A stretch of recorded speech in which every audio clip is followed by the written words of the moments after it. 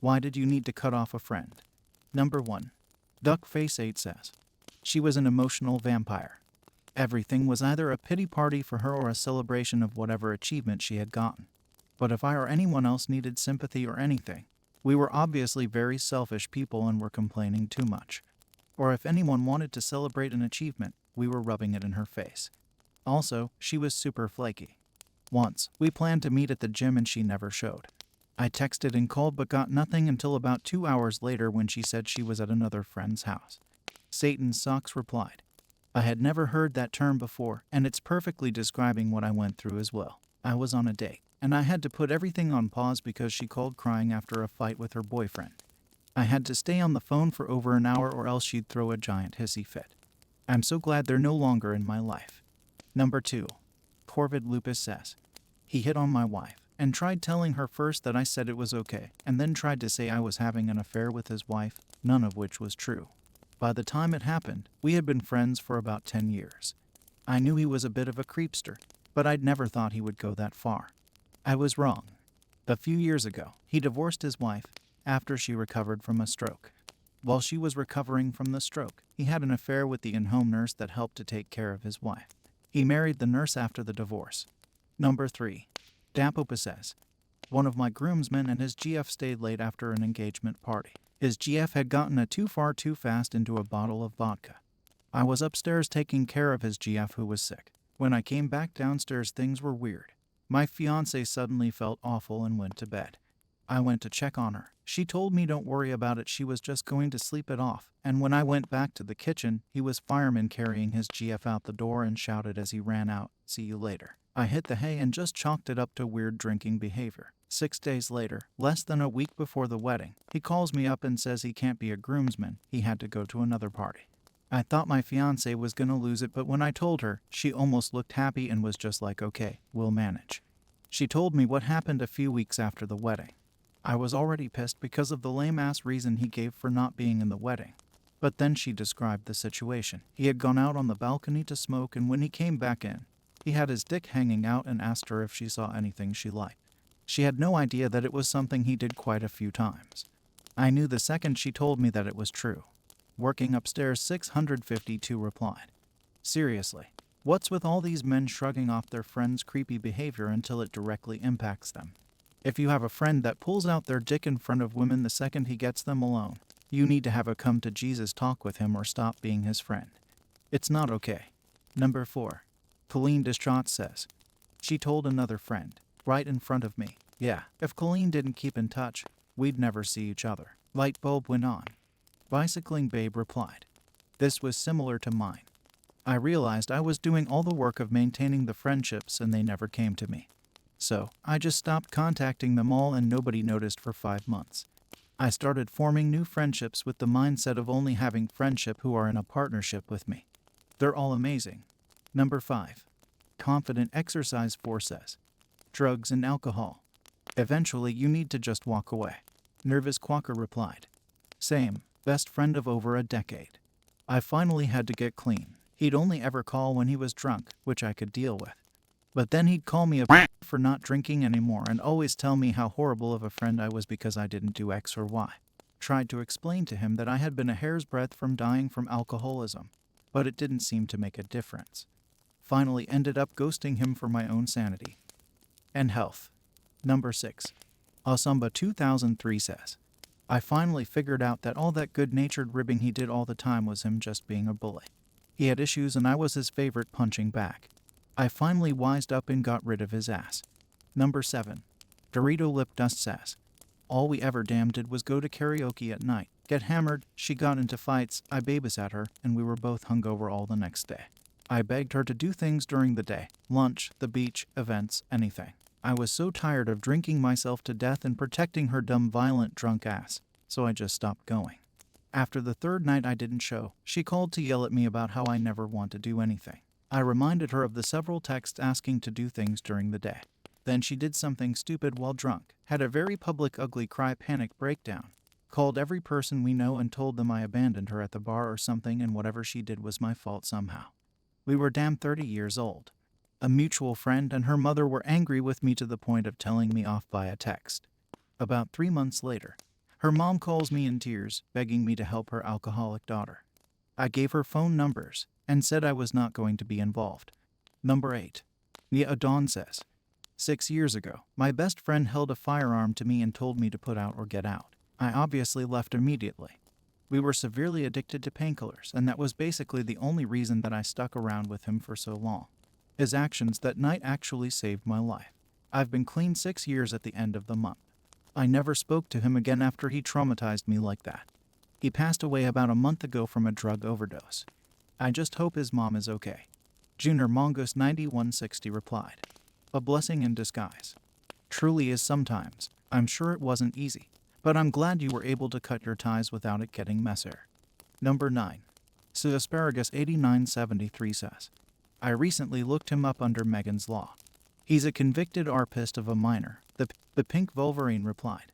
For England, anyone who wants to do a check like this, it's called Sarah's Law. We also have Claire's Law, which will tell you if a man has been domestically abusive previously. Number 10. Bentum Riki says, she was using me for my money. She had a plan for my paycheck, every paycheck. Number 11. Opie says, I was fed up with walking on eggshells around him all the time.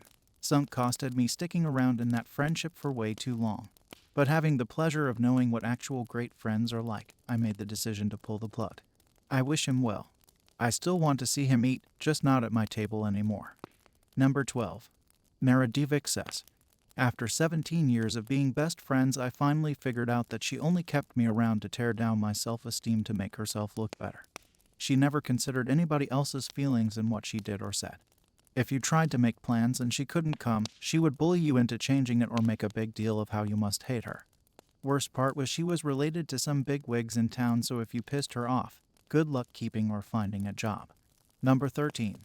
Democracy Manifest says, he told me he disliked my wife so much he didn't want to be around her. When I asked him what she did to offend him, he cited several situations that were all eating crackers like she owns the place magnitude. And for the record, I had long disliked his wife as well, but I valued our friendship enough that I kept my mouth shut and acted nice. J Flip 1794 replied, I was the best man at my best friend's wedding, and I still cut him off because his wife was a real prude that couldn't get her own shit together, but felt it necessary to voice her irrefutable opinion on anything in your life. He had already stopped hanging out with or talking to me or any of our friends, just for her. He had the gall to text me that I needed to change my attitude towards his wife, or he wouldn't talk to me anymore. We hadn't talked since he got a girlfriend. He basically married his stuck-up, bigot mother because he was too afraid of being alone. It goes both ways sometimes. I watched my friend be emotionally abused and manipulated. I couldn't take it anymore. So yeah, I stood up for myself because he sure as hell couldn't do that in his own life. That's an intense bit of emotion towards how that friendship ended. I don't think it's healthy or fair to be invested in any other person's life as much as this, to be honest. Not that I agree with the couple in question, but as a rule of thumb, perhaps something I learned as an introvert. Always keeping most at an arm's length away is best for everyone involved. Number 14. Sleep on 3462 says, semi-truck driver here called a black man an incompetent N-word simply because the guy was having a hard time backing up his truck and trailer and had asked for help. I called my dispatcher and told him that I need off this truck and back into my own. Never ever went back to team driving after that. He did call me later down the road asking what I was doing these days. I said that I don't like to be friends with racist and hung up. Number 15. Anonymous Girl 1227 says, my so-called friend spread rumors about me so bad, it got to a point where jobs refused to hire me. I was unemployed for almost 2 years because of it. LVL1 Burrito replied, damn, WTF. Talking behind someone's back is one thing, but having it ruin your livelihood is another. I have to agree. I'm glad you drew the line eventually. That was no friend to begin with, and I hope you'll recognize the type if you ever encounter one again. Number 16. Out there 1013 says, let's just say I began to suspect his obsession with the Confederate flag had to do with more than his family's heritage. Number 17. Yorkshire Boy US says, he started doing Amway. Every call, every time. Amway. He was my best man and me his. Done, over, after 20 years. For those wondering just what exactly Amway is, Bearded Dragon 34 replied, no, that would be correct. Amway is essentially an MLM scheme that relies upon people signing their friends up to sell its beauty product bullshit and building up their pipeline. And to sign up to sell it, you have to commit to paying fees and buying Amway inventory. This person was probably fed up with their friend trying to recruit them for Amway and making every discussion about it. Number 18. Nightox says, my best friend in high school was a chick. She dated one of my other buddies through high school.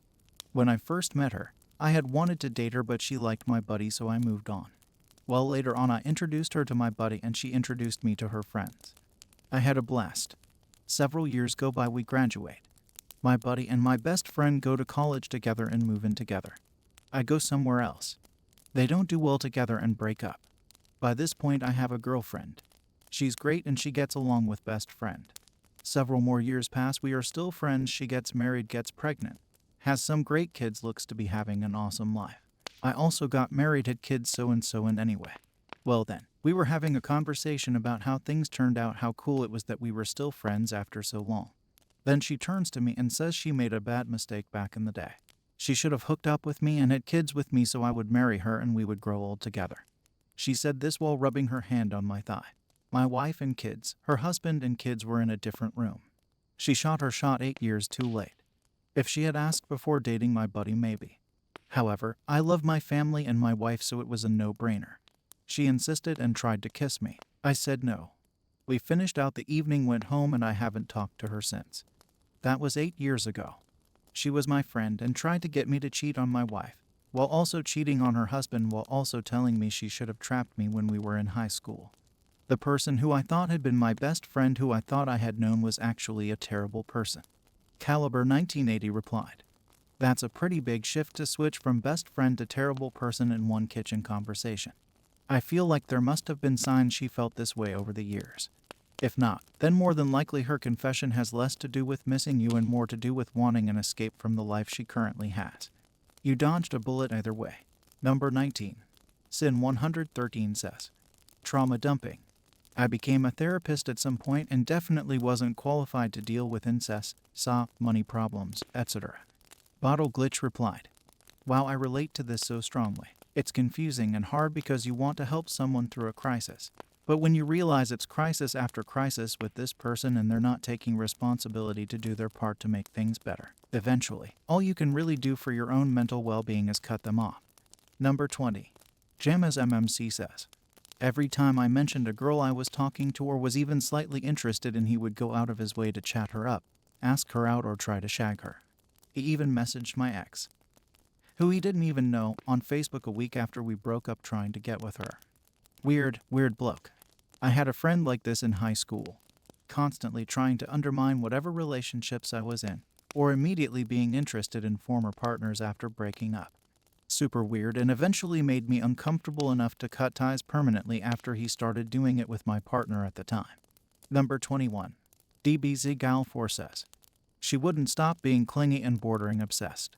I asked her multiple times to please not worry about me or think I was mad at her if I didn't respond to email messages or text right away, but to no avail. It didn't help that she'd call or text multiple times a day. Number 22. Alcatraz2468 says, she was abusive. Yes, I was her friend between the ages of 11 and 16, so I know this sounds extreme, but she actually displayed all of the signs of an abuser. She manipulated me and lied to me, gaslit and guilt-tripped me constantly, called me names sometimes and insulted me, would turn all my friends against me if she perceived any wrong from me. Straight up bullied and alienated me for a year, took advantage of me and guilt-tripped me some more when I started having trauma responses around her. Then would flip to a nice and caring friend at random, especially when I'd pull away, and suck me right back in. Eventually an altercation happened where I was in gym class while injured without a doctor's note, and she yelled at me for not participating in the game to her satisfaction, running full speed like everyone else, because my injury was hidden under my clothes, and accused me of lying even though the gym teacher himself okayed me taking it easy as long as I was participating. Then she hunted me down after class and told me we were gonna have to have a serious talk because my behavior has to stop, like a disappointed parent scolds their child, and made an insult to my intelligence. I'm really insecure about that because I'm autistic, and anyone who knows me knows to never go there. Then she strung me along with fake apologies and crap when I got really upset, and then turned around and made it out like I was the one who was causing trouble and didn't want to fix what happened. I couldn't take it anymore. We sat down a little over a month later and ended the friendship. The last time I spoke to her, she tried the whole guilt-tripping me for avoiding her and talking down to me like a parent does their child, and I flatly informed her that I don't think she knows me anymore and walked away. She tried harassing me via text and email. I had her blocked on social media so she couldn't try that, and it fell through because I didn't respond. I'm 24 now. I've been through worse, and I've grown up. I've managed to heal, and distancing myself from my classmates really helped. If you're reading this and know who you are, I know that I was toxic too. I was young and immature and dramatic and didn't treat you so good either, and I'm sorry. I hope you're well, and I hope you got therapy and learned how to properly treat people with love and respect. But I will never forget how you treated me. I was already going through enough without your baloney, and I wish you never moved to town. I hope to God I never have the misfortune of ever laying eyes on you again. Number 23. Storage Pretend 8829 says, it's been 10 plus years since we've left high school. They still have the same mentality now that they did then. Number 24. Chris 71 Mach 1 says, best friend of over 30 years. I considered and even called him my brother. I caught him trying to hook up with my wife when she was too drunk to resist. I kicked him out of my house and haven't spoken to him since, and have no intention of ever doing so again. I think there's another word for what had almost happened there, sir, and you most definitely should press charges for it. Number 24. Issy Tenet says, they ate my leftover chicken nuggets and lied about it. Understandable. Those are some heartbreaking, some understandable, some outright shocking ways people have cut others out of their lives. What did you think? Do you relate to any of these? Do you have a story to share? Let us know in the comments below. Don't forget to leave a like and subscribe to see more content like this in the future. It really helps the channel out.